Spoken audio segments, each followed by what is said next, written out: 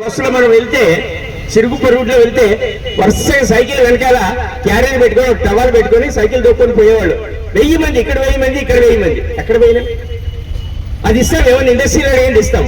Industry ఉండొచ్చు, రావాల్సిందే. అది కూడా డీసెంట్రలైజేషన్ రావాల్సిందే, ఇండస్ట్రీలు రావాల్సిందే, హాస్పిటల్ రావాల్సిందే, ఎయిర్పోర్ట్ రావాల్సిందే.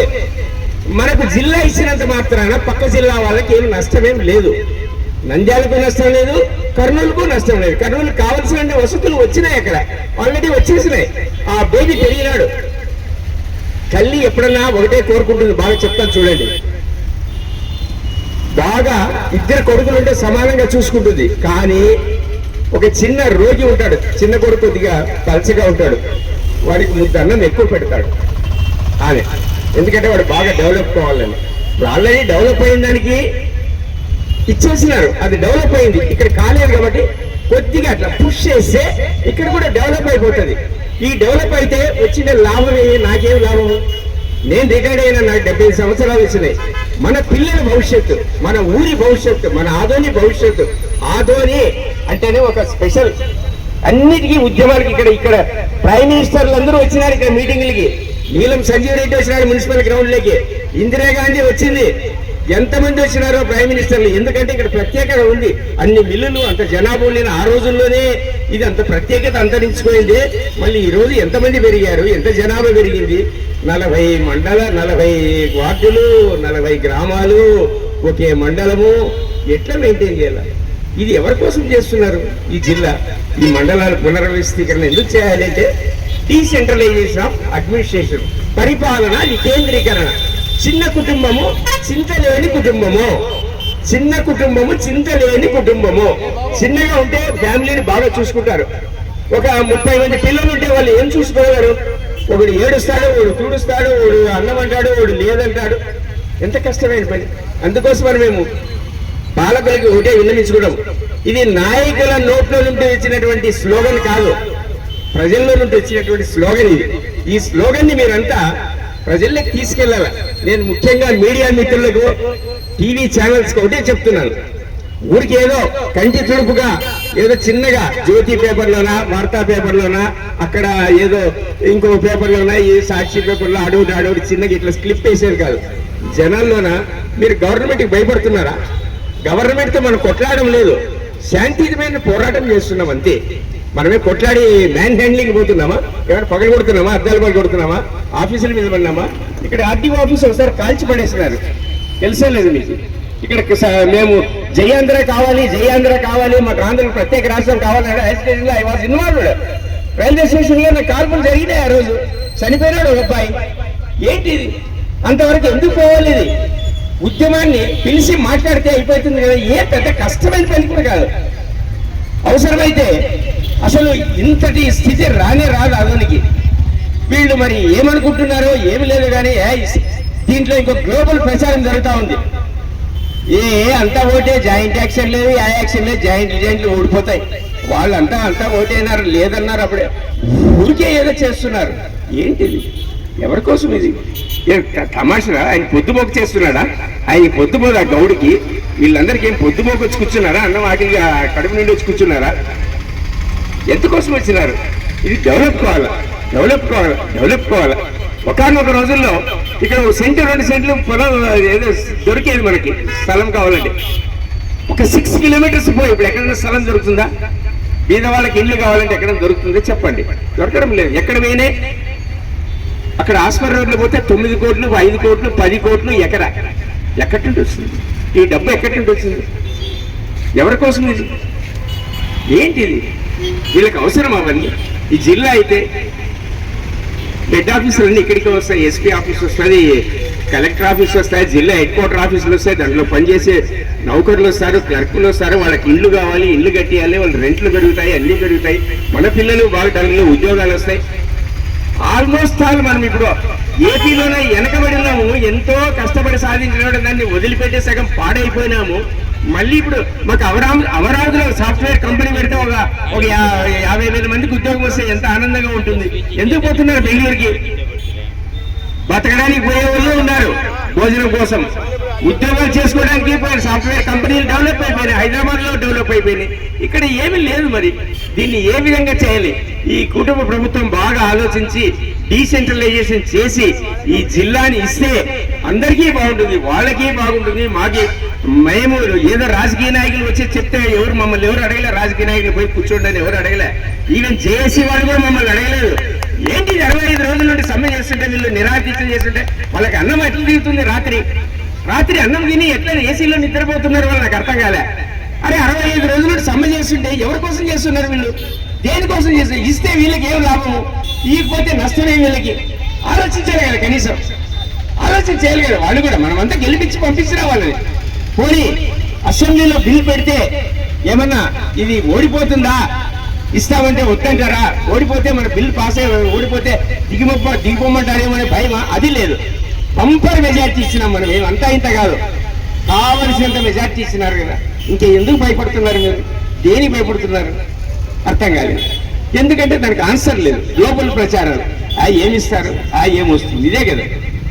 వాళ్ళు ఒకటి, వాళ్ళు ఒకటి, వాళ్ళే అడ్డుపడుతున్నారు, వీళ్ళు అడ్డుపడుతున్నారు. ఎవరు అడ్డుపడేది ఏమన్నా? ఎవరికేమన్నా నష్టం? అది నుండి ఆదోని జిల్లా అయితే ఆయనకు వచ్చిందేమో, నాకు వచ్చిందేమో, నీకు వచ్చిందేమో, వాళ్ళకి వచ్చిందేమో. వ్యాపారాలు అభివృద్ధి అవుతాయి, పిల్లలకు ఉద్యోగాలు వస్తాయి, రోడ్లు డెవలప్ అయిపోతాయి.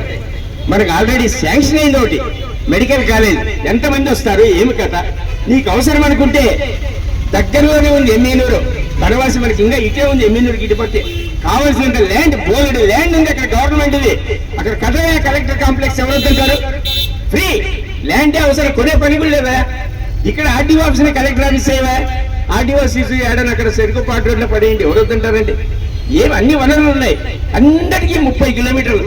మనం ఇప్పుడు ఈ రోజు ఆదోని నుండి మనం పోవాలంటే 100 కిలోమీటర్లు. ఈ రోజు మీరు నేను పొద్దున్నే చెప్పినాను, బస్సు ఎక్కాలంటే చాలా కష్టమైంది ఈ రోజు. ఎందుకంటే ప్రభుత్వం వాళ్ళు మనకు స్త్రీ శక్తి పక్కన పెట్టారు. ఓకే, సంతోషం. వాళ్ళకి మహిళలకు వాళ్ళకి స్త్రీ శక్తి అని చెప్పని ఫ్రీ బస్సు అని పెట్టినారు. ఆధార్ కార్డు చూపించిపోతా ఉన్నారు, సంతోషమే. మనం ఏ విధంగా పోవాలి? బస్సులో ప్రతి 50 సీట్లు ఉంటే 35 మంది వాళ్లే ఉన్నారు. మరి అసలు కర్నూలు నేను ఇప్పుడు ఈ మధ్యన పోవడానికే భయమైంది. ఎందుకంటే రష్.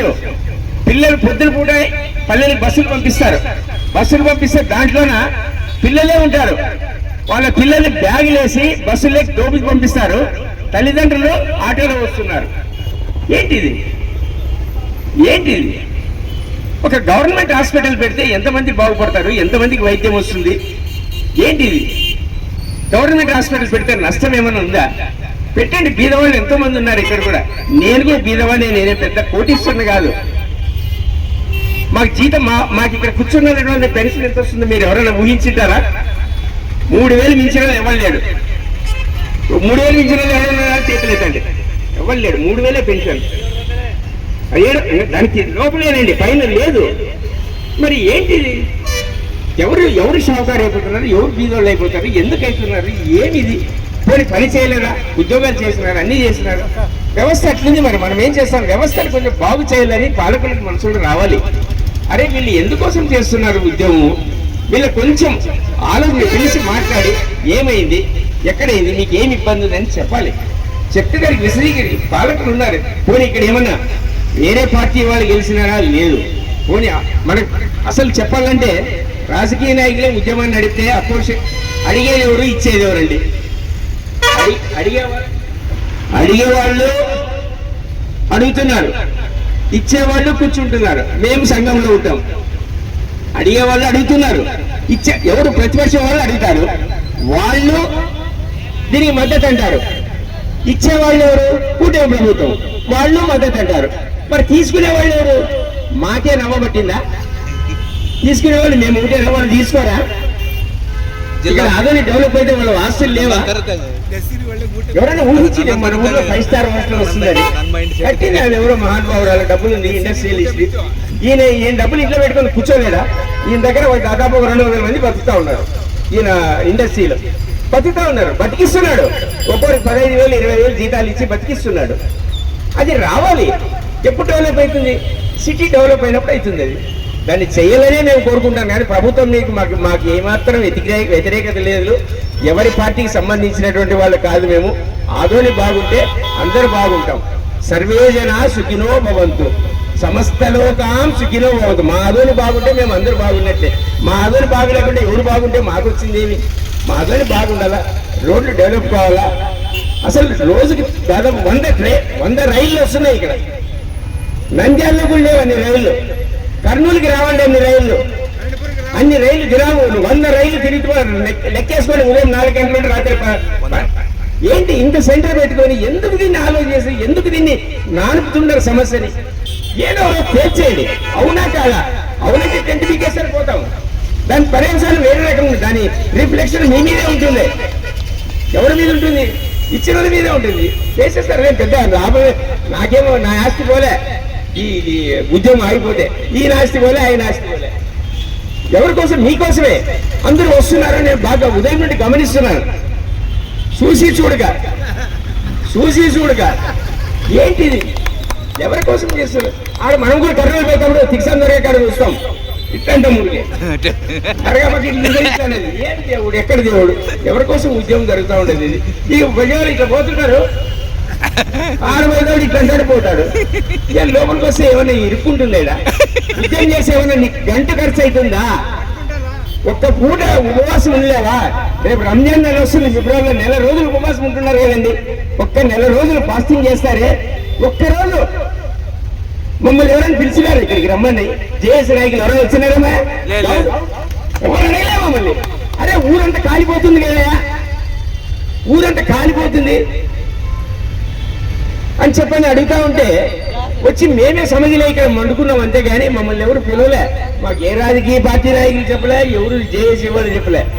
ఇంత స్ఫూర్తి ఉంది. 75 ఏళ్ళ వయసు ఉన్నది, అందరూ 60 పైన ఉండే వాళ్ళే కూర్చోండేది. మీలో కూడా మార్పు రావాలి, ప్రజల్లో కూడా కొంచెం ఇది ప్రజల్లోకి తీసుకెళ్ళాలి. మీరు కూడా మనం ఓరోజు చేస్తాం, ఎక్కడికి పోదు.